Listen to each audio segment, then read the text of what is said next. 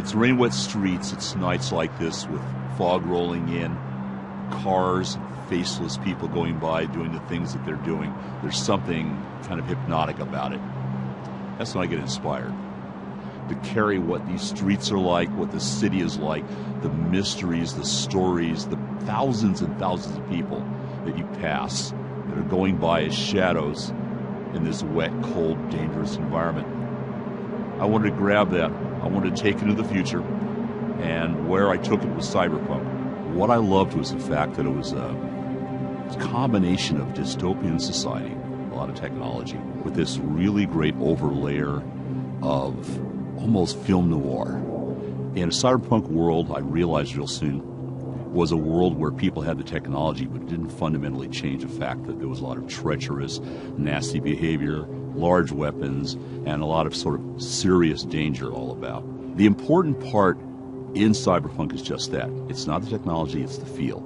It's getting that dark, gritty, rain-wet street feeling, but at the same time getting that rock and roll, lost, and desperate and dangerous quality. Cyberpunk is about that interface between people and technology, but not in that transhumanist way where it's all about the technology changing or improving them. It's about how people use things.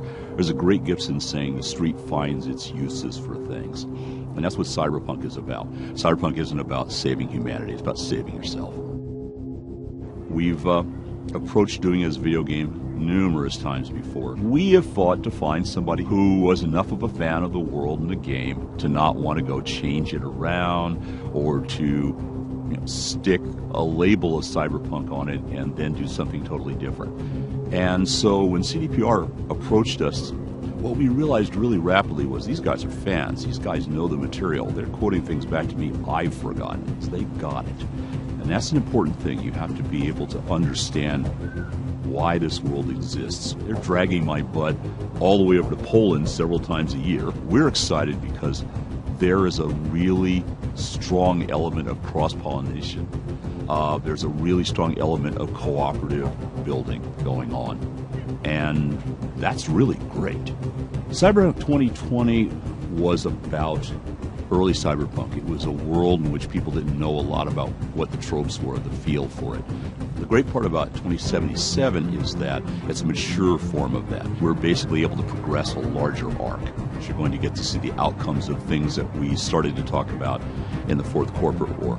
And we're going to be able to let players who play the previous game to see how those progress, see where they go to, and how they'll shape them. We're looking at the same mucky, nasty Night City that you were in before, just a lot bigger and probably a lot more dangerous, and with a lot of players you don't know about yet.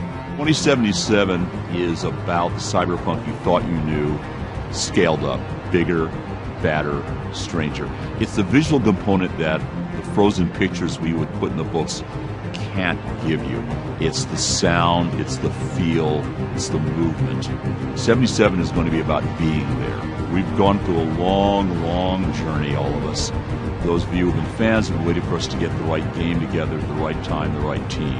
And we were going to wait long enough to make sure it happened the right way.